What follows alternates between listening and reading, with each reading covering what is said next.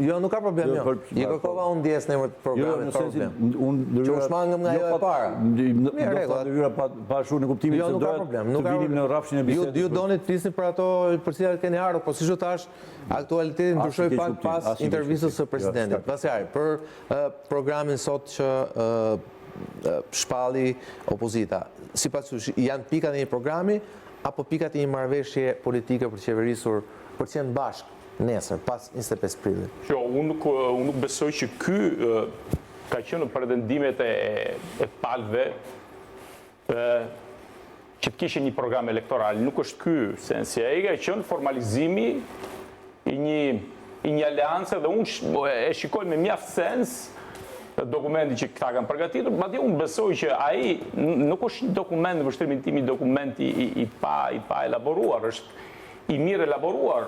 Madje unë do të thosha që nëse ne do të shikonim pikat e këtij si dokument, mund të themi që ai është i paplot, po të ballafaqohet me deklarime mjaft të rëndësishme që kanë bërë krerët të opozitës kohët e fundit. Për shembull, isha shumë kurioz shikoja nëse në një nga këto 13 pikat, për shembull, do të ishte zotimi i zotit Basha që ne do të mbajmë larg duart nga reforma në drejtësi, për shembull, deklarat shumë e rëndësishme, një zotim shumë i madh politik që i bën der. Kjo nuk ishte në marrëveshje. Nuk ishte, për shembull, unë do të kisha shumë interes shikuar nëse do të ishte në të themi në këtë li programatike ide e zotit Basha për ndryshuar kushtetutën, pra për ndryshuar arkitekturën e shtetit. Dhe është një gjë shumë e rëndësishme. Aty nuk ishte. Megjithatë këto janë çështje të cilat palët mund të jenë në një distancën e tyre. Mund t'ja pyes zotin Vasili. Tu e kemi zotin Vasili mund të shprehet, por unë duke qenë çështje të një sensibiliteti shumë të madh. Unë mendoj që do të ishin aty. Sigurisht ato që janë atje kanë natyrën e tyre deklarative, sepse në fakt ai është një dokument i cili merret me ato se çfarë opozita do të bëj.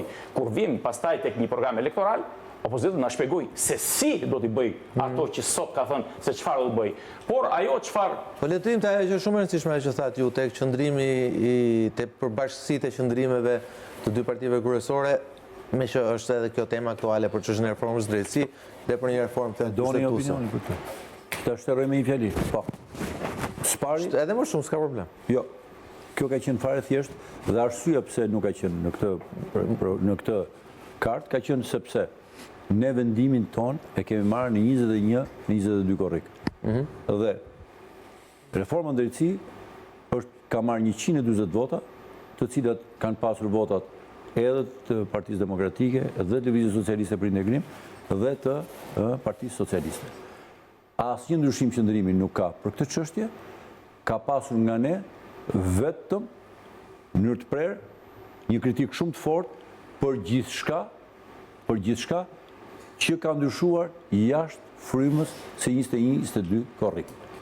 Pra, ato që kemi miratuar i qëndrojmë edhe me votë, edhe me qëndrim politik dhe me konsekuencë për këtë reformë. Pra, nuk ka ndryshim qëndrimi. Për ligje të cilët i ndryshon Komisioni i Ligjeve, ju e keni parë se ç'ndodh. Jo më larg se sot, ju besoj jeni informuar që janë depozituar në kuvend një 3-4 ligje. Jeni informuar apo jo? Dhe në ligje të tilla ju shikoni që një propozim për shumë përkatës që është dhënë, është që meqense se gjykata e lartë, e cila duhet zgjedhë 3 anëtarë të gjykatës kushtetuese, sikur nuk po ecën mirë kjo punë, pa u zbatuar ende ky ligj akoma, propozojnë amendimin e tij dhe cili është amendimi? Amendimi ishte që në rast se gjykata e lartë për të filluar procesin për të zgjedhur gjykatës kushtetuese duhet të ketë një quorum prej 3/4, që kishte të bënte me fuqinë e mbështetjes që merr një gjykatës kushtetuese nga ky forum i gjyktarëve, të mblidhet vetëm me 10 me shumicën e thjeshtë, pra vetëm me 10 vet, e të zgjidhet me 3/5 të asaj shumicës së thjeshtë. Pra do të thotë, një gjykatë kushtetues i cili do kishte një mandat fort, sepse ishte zgjedhur nga një grup i madh profesionistësh, të bëhet të reduktohet, të rrudhet, të bëhet i tillë, me skuzën që sikur s'po ngrëm dot gjykatën kushtetuese dhe hajti biem në krah një përfaqësimit të saj. Tani kjo mund të jetë teknikalitet. Jo, s'është teknikalitet. Po pse si u zgjodhën dy anëtarët e fundit të gjykatës kushtetuese? Si u zgjodhën? Si u zgjodhën? Si? Me një kandidat. Jo, nuk po më kupton fare. Jo, ideja është e prioriteti, do ngremë gjykatën kushtetuese apo Jo, nuk po më kupton. Këtu bëhet fjalë që i tërë mekanizmi, pra mekanizmi ishte tu japë gjykatës kushtetuese një mandat fort, që i jep një kualitet të ri gjykatës kushtetuese, se ne gjykatë kushtetuese kishim. Dhe kemi pas gjykatë kushtetuese që rekordet edhe të ndërkombëtarëve, i ka pas mira. Megjithatë, duhej akoma një kualitet më i lartë. E të vish në zgjidhje të tilla, sepse duhet mbushim gjykatën kushtetuese, e para dhe e dyta, shumë e rëndësishme. Sepse është emergjente, po? Shumë e rëndësishme, s'ka emergjencë në kualitet, në herë të kualitet. Po edhe zonja Bejde, edhe zoti Kalën këto kushte u zgjodhën. Zoti Balla, po bëjmë një reformë në drejtësi e cila ngrë cilësisht drejtësinë. Nuk mbush vende. E para, dhe e dyta punës, që të vimë më poshtë. Jo vetëm ky, citova një, se ka dhe... Jo, për një që flasën për ligjet që lidhen me reformë. Janë të freskëta, ke edhe të spakut e tjera. Dhe unë sot kam bërë një pyetje, po e bëj dhe këtu student tënde. Patim një reformë drejtësi, dhe do marrë vetëm një minutë dhe nuk e zgjas. Ka problem, sa donë. Jo, se s'duhet marrë kohën e kolegëve. Dhe e cila u iniciua nga ekspert nivelit lartë, pra ju dha domeni i specialistëve, ju e mbani mend që u përjashtua dhe Ministria e Drejtësisë fare dhe qeveria, e cila bërë një analizë, propozoi ligjet dhe u miratuan nga politika. Apo jo, për të thënë, besueshmëri e tjera. Çfarë do të thotë? Sot e merr qeveria e propozon? Jo, dhe në fund fare sa rrojë detaj të rëndësishëm, dhe cila mori nën për nën saj bekimin, kuptimin metaforik pa them, të Komisionit Venecias që propozoi dhe ndryshimet përkatëse.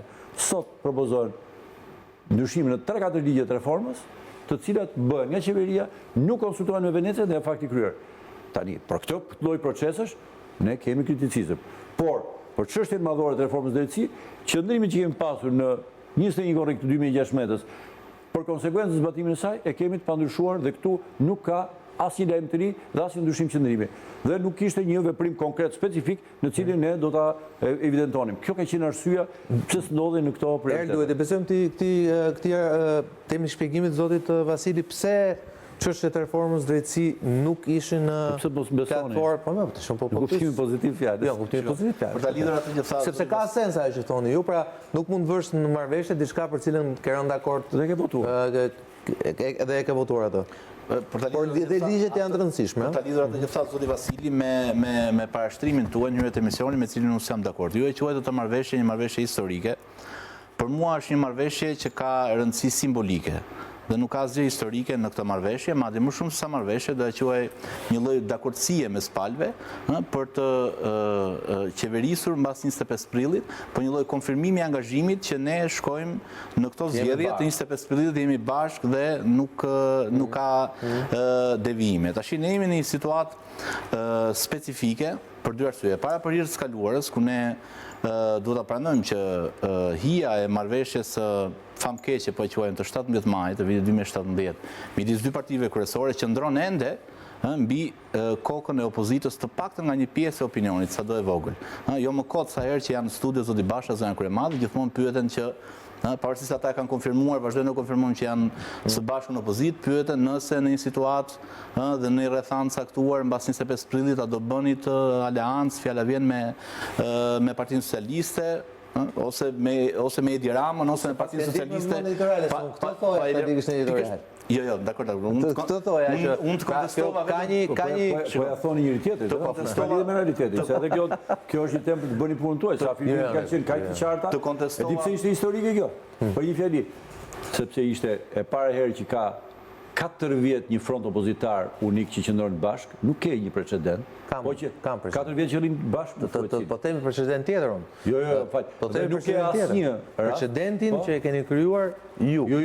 Ja, po ta them unë. Nëse ka një parti që i ka qëndruar fort Sali Berishës në mënyrë konsekuente, nga ta them unë, nga viti 2005 deri në vitin 2009 keni qenë ju.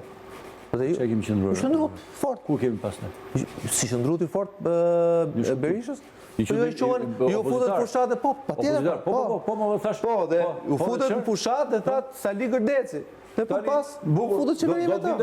Apo jo, Veli, e kemi thënë dhe e kemi thënë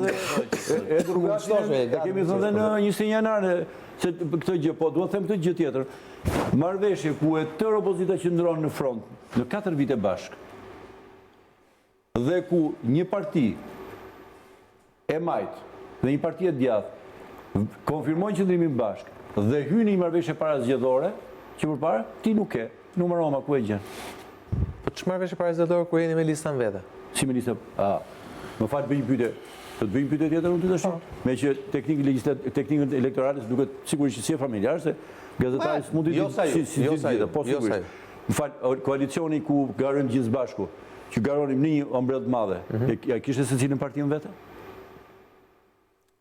Unë se dit, unë Jo, si se di tani ti e di se e di. Më lejo të përgjigjem me një pyetje që ka i dyshim brenda. Jo, s'ka dyshim. Kjo që më thuaj po, jo. Edhe vazhdojmë debatin, se kam drejt me që e hapë këtë temë. Një sekond. Çdo parti ishte më vetë dhe kishte vetëm votat e saj. Në 2017 ju fituat 19 mandate. Po ja pra një sekond, po sër po me shifra, po bazohet me shifra. Kjo që po them, është e vërtetë? Ju në 2019 Jo, është e vërtetë kjo. 2017 fituan 19 mandate. Në 2013 sa mandate fituat? 16. Direkt.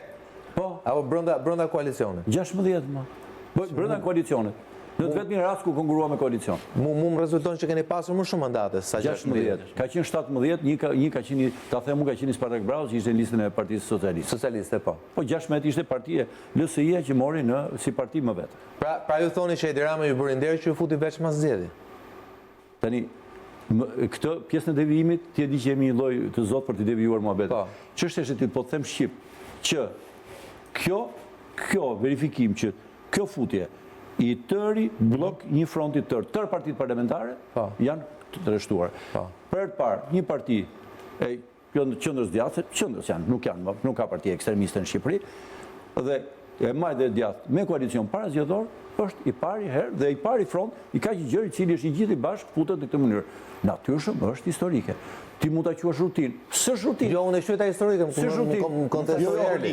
Unë e quajta historike, Erli e quajta simbolike. Se historike është jeni futur një koalicion parazgjedhor. Ne mund t'i bëjmë relative të dy orientime vendosur. Mund t'i bëjmë relative tëra, drejtën e secilit. Atë, e para thash për arsye historike, e dyta tash ne jemi në një situatë specifike ku një pjesë e opinionit publik, por edhe nga gjitha sondazhet që janë publikuar deri tani, e para kampet i tregojnë në mënyrë të paraafërta, pra mazhorancën dhe opozitën, por nga ana tjetër Partitë Socialiste, pra Parti Pushtet, tregojnë ende forcë parë politike. Kjo është një rrethanë specifike. Dhe prandaj unë deduktoj që për t'i thënë në një farë mënyre opinionit, por mbi gjitha simpatizantëve dhe strukturave partijake, që ne nuk devijojmë, pra nuk tradhtojmë, po themi, ose nuk shohim përtej oborrit ton, dy partitë kryesore të opozitës nënshkruajnë këtë marrëveshje simbolike. Kjo nuk është një marrëveshje për qeverisje. Marrëveshje për qeverisje, edhe unë me ju jam me ju, do të kisha pritur diçka më konkrete. Këto janë angazhime në një shumësi. Mos e vazhdoni me lutem këtë. Ju keni dy programe detajuar nga dy forcat politike. Nëse ju jeni profesionistë Më fal, tash ne kemi qartë ku qëndroni ju. Fal, kemi qartë ku qëndroni Më mirë të jemi korrekt, se çdo gjë është e menduar dhe të jemi korrekt. Pse të bëjmë hamendje?